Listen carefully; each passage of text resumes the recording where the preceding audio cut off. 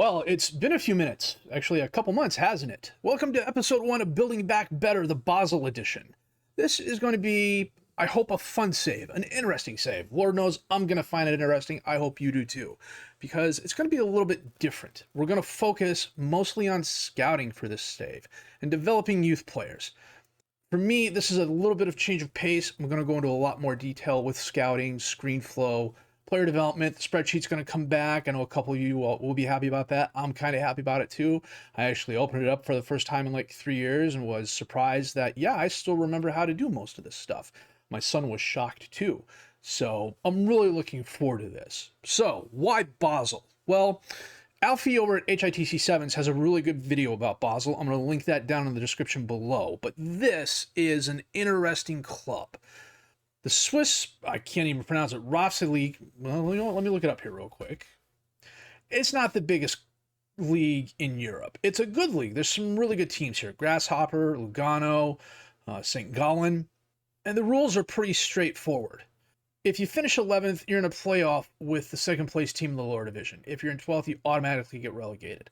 The cool thing about this league, I think, is that if you finish 5th or higher, you're guaranteed European football, and you're going to need it, because if you win the league, you only get 784,000 euros. That is not a typo. I really wish it was, because one of the problems we have here at Basel is financially we're okay, but we have 10.75 million euros in debt we're servicing. Now, Alfie's video goes into a lot more detail. I'm just going to gloss over it here. Basel was winning the league quite a bit back in the day. As a matter of fact, if we go and look at the history of the club, you can see they won the league 1, 2, 3, 4, 5, 6, 7, 8 times straight from the 9-10 season to the 16-17 season. Then they started falling off. Somewhere in here, some questionable financial decisions were made. And as a result, and if I have this wrong, please let me know down below. I'm pretty sure I have it right, but the possibility always exists. They sold their stadium to the city, who's now charging them 6.28 million euros a year in rent, which means even if we win the league, we still owe them 5.4 million, 5.5 million in rental fees alone. Now, historically, Basel's made that shortfall up by developing young talent and selling it off. Buy low, sell high. That is going to be a core tenet of what we're doing here in this save. But to back that up, we're going to build a world-class scouting network. We are going to find youngsters from all over, bring them to Basel, train them up, and if we can't keep them, and we probably won't, we are going to sell them for as much money as we possibly can.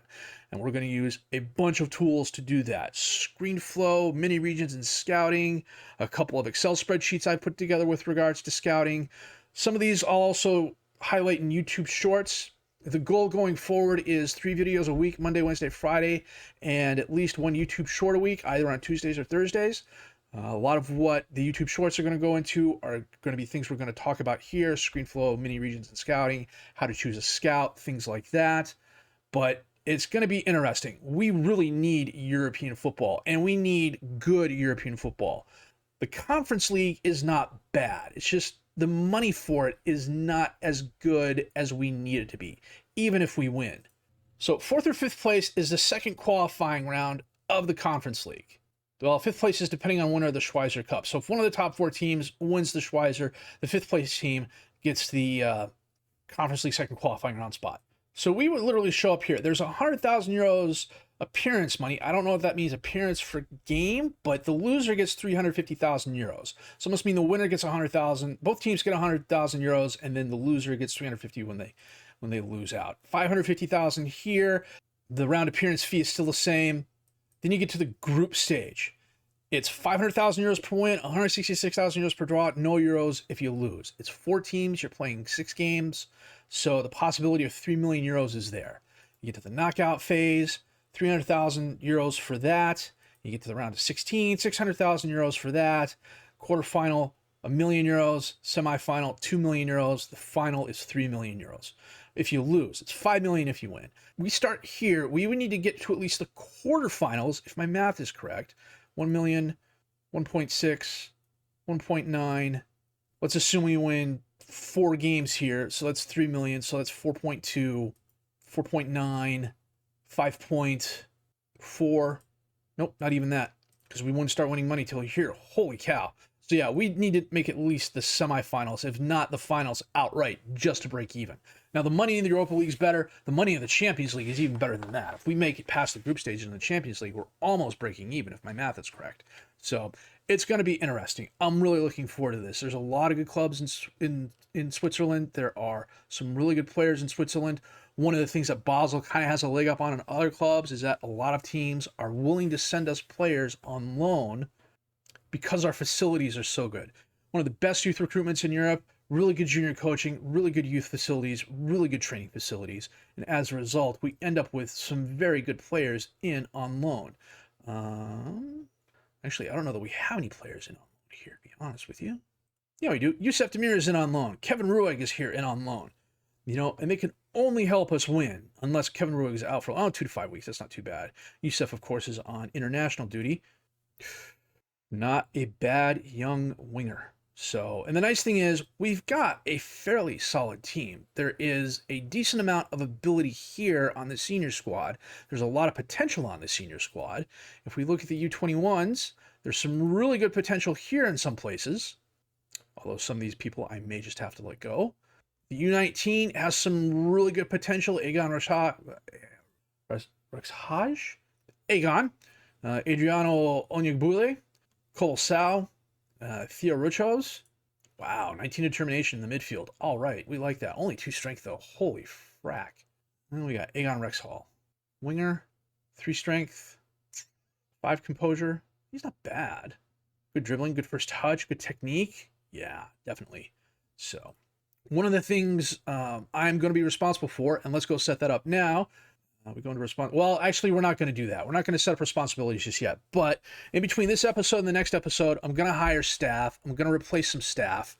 It's one of the things I'm going to talk about in one of the upcoming YouTube shorts. And the responsibilities for me are going to be team training and individual training for the senior squads, individual training for all the other squads. The head of youth development is going to be responsible for bringing in youth players. I may have to replace him. We can look at who he is now. Let me set this up real quick. So Martin Andermatt's our current head of youth development. He's not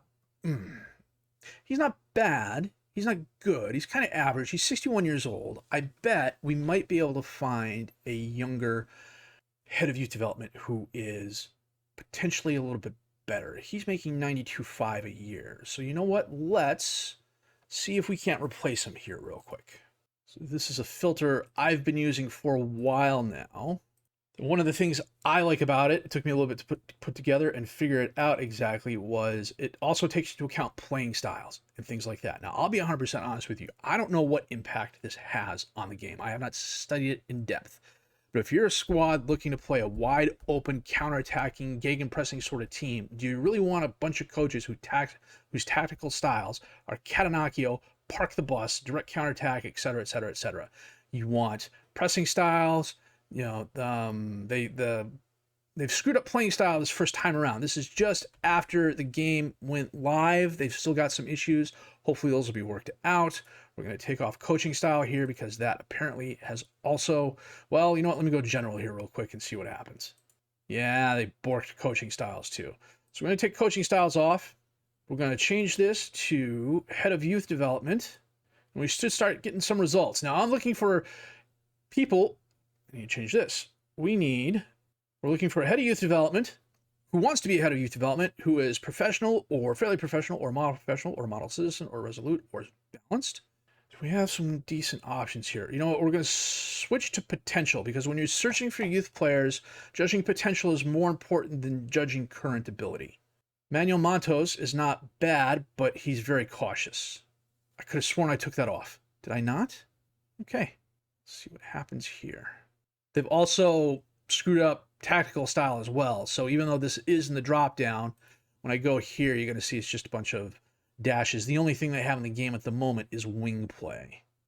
So if we're judging by potential, you know what? We're going to add a condition here. Age is between 30 and we're going to go 40 just to see who pops up. Now, saying Sven Dvelet is probably the best choice here. The problem is his world reputation is 3 stars. If we try and sign him, he's going to ask for more money than we are willing to offer him as well. Holy cow. Nope, we're going to go. He wants to be a coach. Let's see what he says for head of youth development. He wants 112. I am okay with that. We're going to finalize this deal. Now, this is lesson number 1. If you want to replace somebody, make sure you hire their replacement first. I can't tell you how many times in the past I've gone through on the first day and released a bunch of scouts, released a bunch of coaches, and the replacements I found for them have been no better because club reputation, our available money, and things like that have all come into play. 17, yeah, oh yeah, definitely. He knows Belgium. He'll learn Switzerland really well. His adaptability will help him out with that. Good motivating. Okay, people management. His working with youth is nice. The balanced personality isn't so bad. If you want to, you can look and see if there's anybody, fairly professional is okay. I suspect if we were to increase the age a little bit. Yeah, Antoine Bordas is a little bit older, but he doesn't have as good as adaptability. Same for Nelshino Gates. Actually, Gates would probably be cheaper because his world reputation isn't as high, but also being in Brazil, we're not at that point where we're looking for a foreign head of youth development. Is there any others out here? We're looking for Chris Ansel, three-star world reputation, two. Yeah, a couple here. Not the Serbian guy. Ansel would probably have been my second choice. That is okay. So, one of the things I'm going to have to do between this episode and the next episode is take a look at the coaches, take a look at the staff I have, find replacements for them if I need them. We need to take a look at the squad, see if there are any that we can let go now, try and get some loans in, try and set up a tactic. We can do that right now. Let's do that right now. What does a coach? Gegenpress, vertical tiki-taka. I'm very much a vertical tiki-taka type of guy. Choose a formation. What are you suggesting? 4-2-3-1 wide, 4-3-3 wide. I'm on board with this. Okay, so little tip here. If you go pick roles and duty, or pick without restriction, best 11, and then you go here, pick roles and duties, it's going to assign them their best roles. I don't need 2 ball-winning midfielders. On defend, at least. If I make him a center mid on automatic, I'll be okay with that. Make him a ball-winning midfielder on support. Viega, he's a ball-winning midfielder on defensive midfielder. Segundo Volante. He's a better ball-winning midfielder than Zaka is. What does Zaka want to be? He can be a box-box midfielder on support. I'm okay with that. Inverted wing-backs. Those guys on automatic. CE, CDE, SKDE, winger attack, winger support. And we're going to put him on attack. And we're going to drop Jovanovic back to support just to get him playing a little deeper. The other thing we're going to do is take off, be more expressive, take off ball to box. We're going to widen a little bit. We're going to increase the tempo a little bit, roll it out. It says high different. Okay, we'll see how this works for the first couple of games. I am always willing to tweak though.